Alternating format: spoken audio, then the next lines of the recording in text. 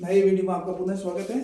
और आज अपन देखेंगे, कल अपन देखा था एल्यूमिनियम उद्योग के लिए और ये बताया था कि एल्यूमिनियम उद्योग की सबसे आवश्यक जो शर्त है वो कौन सी है, विद्युत की उपलब्धता। ठीक है ना। एल्यूमिनियम उद्योग वहां स्थापित किया जाता है जहां सस्ती क्या हो, ऊर्जा उपलब्ध हो। क्यों? क्योंकि इसमें धातु प्राप्त करने के लिए विद्युत अपघटन किया जाता है और विद्युत अपघटन के लिए अधिक ऊर्जा की आवश्यकता होती है। बाकी चीज तो है ही इसके साथ में बॉक्साइट वगैरह तो, लेकिन सबसे महत्वपूर्ण है आपकी ऊर्जा। ये अपन एल्यूमिनियम के बारे में पढ़ा था।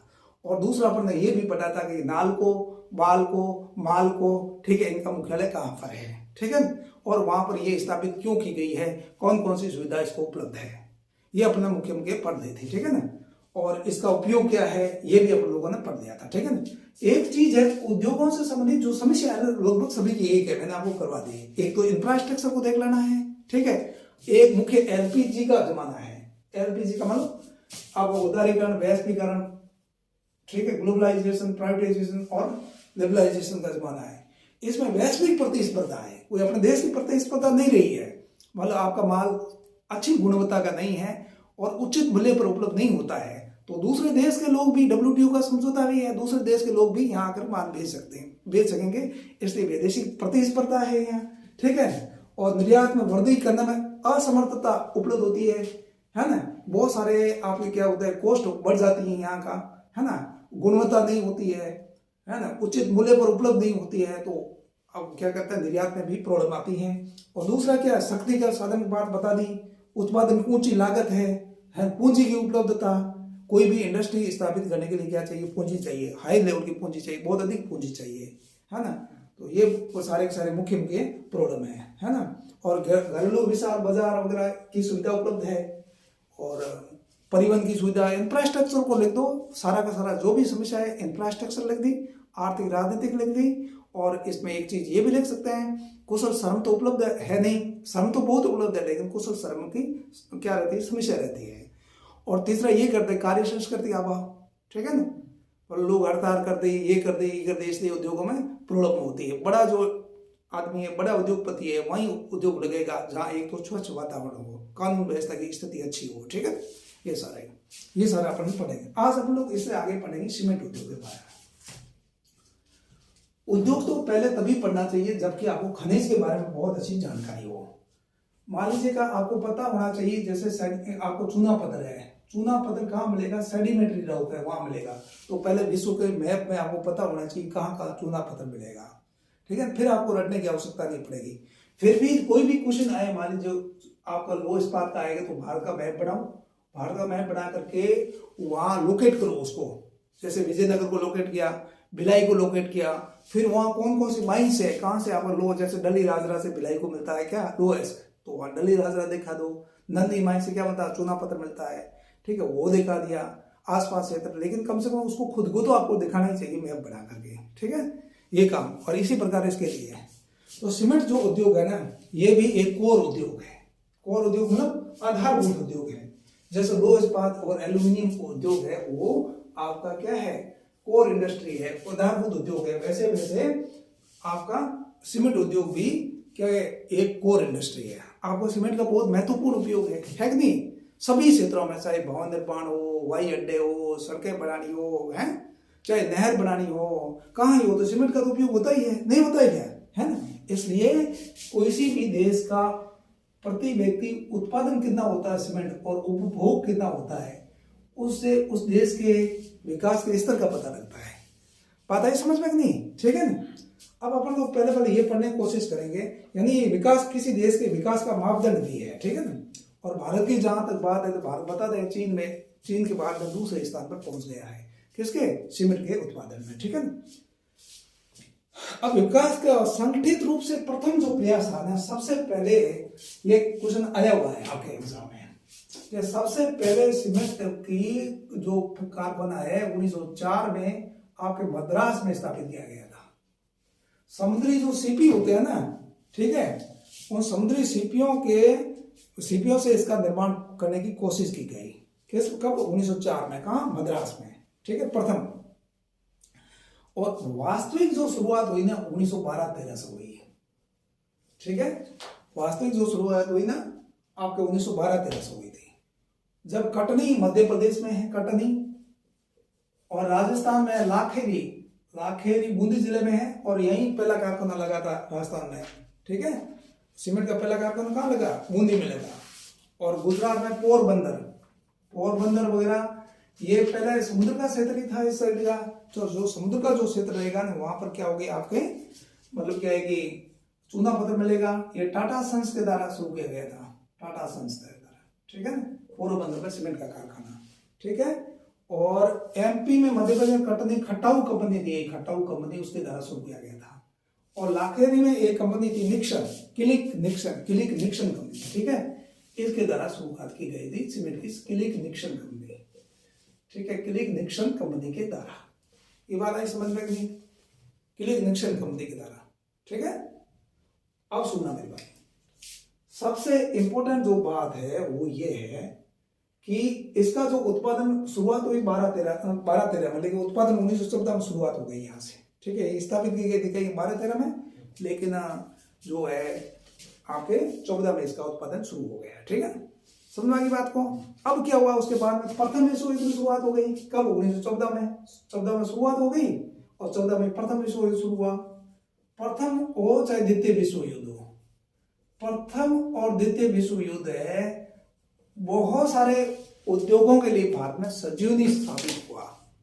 पिछली बार आरएस में क्वेश्चन आया कि द्वितीय विश्व युद्ध के बाद उद्योगों को गति मिली, इस तरह का क्वेश्चन आया था। उसका कारण क्या है? जब युद्ध हो गया तो बाहर से, यहाँ से कच्चा माल लाके बाहर से उत्पादन करके बाहरी उत्पादित माल को भारत में लाना बहुत मुश्किल काम था, ठीक है। सरकार तो पूरी युद्ध में लगी हुई थी, इसलिए स्थानीय जो उद्योग है उनको बढ़ावा मिला, ठीक है ना। तो सीमेंट उद्योग को भी इसमें क्या मिला? बढ़ावा मिला। बात आई समझ में नहीं? ठीक है। अब सीमेंट का स्थानीयकरण को प्रभावित करने वाले कौन कौन से कारक हैं, मतलब सीमेंट का कारखाना कहाँ स्थापित किया जाएगा। और मैंने कल पहले ही बताया था, वेबर का जो सिद्धांत है वो ये कहता है कि इसमें न्यूनतम परिवहन लागत के सिद्धांत का पालन किया जाएगा, यानी न्यूनतम परिवहन की लागत कहाँ होगी वहां पर ये कारखाना स्थापित करेंगे, ठीक है ना। इसमें भी कच्चा माल बाहर से है कि नहीं है उसको अपने को देखना पड़ेगा, ठीक है। 1 टन आपको सीमेंट बनाना है, मैंने आपको बता दिया सीमेंट के कोर इंडस्ट्री 8 है, जिसमें सीमेंट भी है, पहला लो इस्पात है, दो है ना एल्यूमिनियम, और ये सीमेंट।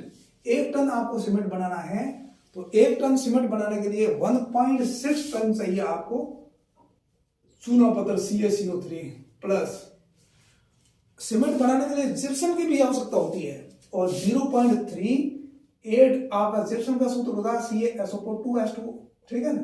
ये मैं पहले बता चुका हूं। ये चूने पत्थर का सूत्र होता है CaCO3 कैल्शियम कार्बोनेट।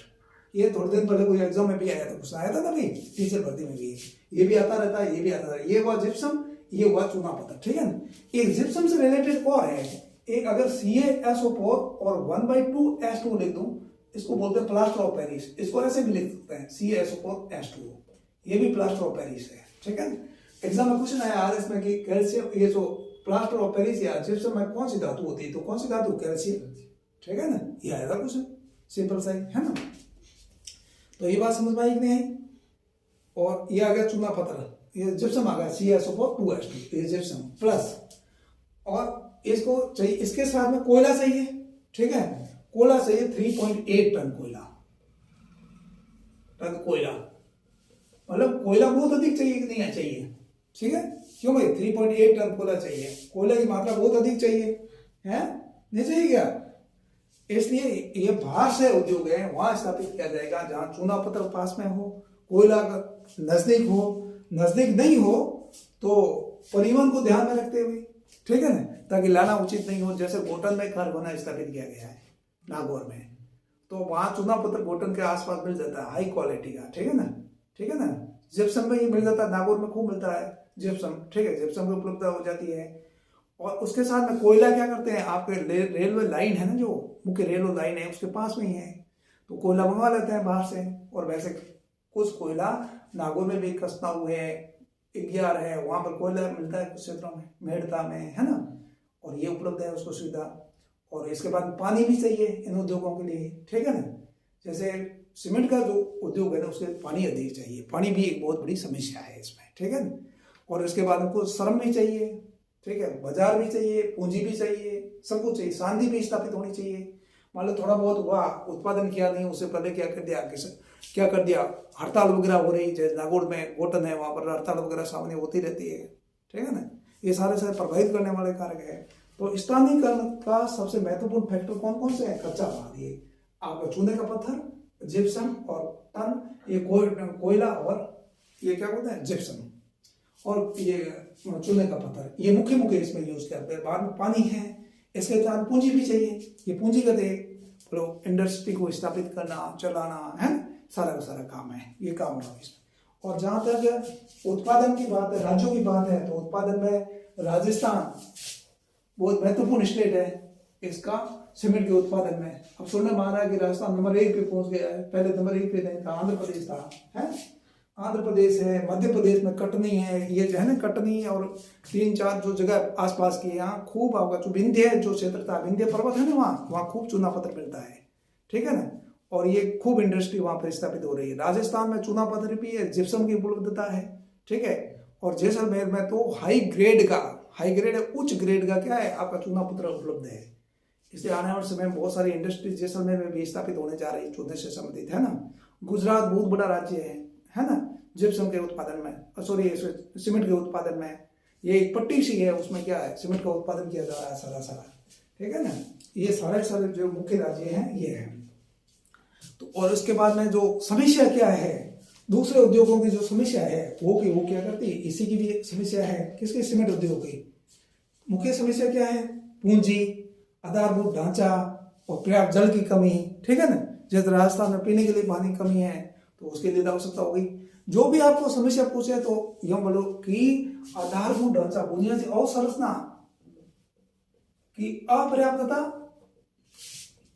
अवसंरचना या आधारभूत ढांचे की अपर्याप्तता, सभी में अपर्याप्तता तथा गुणवत्ता युक्त नहीं होना, गुणवत्ता युक्त न होना, ठीक है। अब मान लीजिएगा भैया, अपर्याप्त में पूरे समय में वो उपलब्ध नहीं है, जैसे बिजली है पूरे समय आती नहीं, आती है तो बहुत लोड की आती है ना, तो काम नहीं चल पाता इंडस्ट्री का। सड़कें बनी हुई नहीं है, बनी हुई तो बहुत गड्ढे हैं उसमें, है ना, गड्ढे तो एनर्जी का लॉस बहुत ज्यादा होता है, समझ गए मेरी बात को। और मतलब आधुनिक टेक्नोलॉजी से युक्त जो होती है, क्या करती है, मशीनें होती है, उनमें उत्पादन ज्यादा होता है, ठीक है। और उसके बाद पर्यावरण को कम नुकसान पहुंचाते हैं। सभी जो उद्योग है, जैसे सीमेंट उद्योग है, इसमें पर्यावरण की, प्रदूषण की बहुत बड़ी समस्या है, ठीक है। बड़े जो भी इंडस्ट्री है ना, उसमें पर्यावरण, प्रदूषण और अवसंरचना की कमी और अपर्याप्तता एक मुख्य कारक है। बात आई समझ में नहीं, ये देख लेना। तो अभी तक अपन ने क्या पढ़ा, अभी तक अपन ने पढ़ा 1-2 लो इस्पात में जो मुख्य केंद्र है उनको अच्छी तरह देख लेना, भिलाई, बोकारो, ठीक है, दुर्गापुरा, राउरकेला, ठीक है, जमशेदपुर, है ना, विजयनगर, विशाखापट्टनम, भद्रावती, ये और सैलम, ये हो गए। और उसके बाद में ये नालको, बालको, मालको, है, ये सारा का सारा पढ़ लेना, हिंडोलको, ठीक है, ये सारा का सारा कहाँ स्थापित है, किसके लिए क्या उपयुक्तता है। उसके बाद सीमेंट आधारभूत ढांचे का मुख्य पार्ट है, और इसके स्थानीयकरण को प्रभावित करने वाला कारक कौन, कच्चे माल में कौन, चूना पत्थर, जिप्सम, कोयला, विद्युत, पानी, ठीक है, ये सारे परिवहन के साधन। इसके बाद में उत्पादन, क्षेत्रीय वितरण कहाँ का है, क्षेत्रीय वितरण अपन तब तक इसको बेहतर ढंग से नहीं पढ़ पाएंगे जब तक पता नहीं हो कि भारत में चट्टान है, जो चट्टान 3 होती, पर्दार, आग्नेय और आपके क्या कहते हैं, रूपांतरित, है ना, कायांतरित जिसको बोलते हैं। तो कौन सी चट्टान कहाँ पे है, विस्तार कौन सी चट्टान का, जैसे आपको मान लीजिए आग्नेय चट्टान है, तो आग्नेय चट्टान है तो वह धात्विक खनिज ज्यादा मिलेंगे। पर्दार चट्टान है तो ये चूना पत्थर वगैरह ये मिलेंगे, ठीक है ना, जिप्सम वगैरह मिलेंगे, और ये जो आप पेट्रोलियम पदार्थ है उनके मिलने की संभावना होगी, ठीक है ना। तो इनका अपन लोग पढ़ेंगे, तो फिर आपको पढ़ेंगे तो इसका क्षेत्रीय वितरण समझने में दिक्कत नहीं आएगी, ठीक। ओके, आगे नहीं, कल उसको आगे देखते हैं।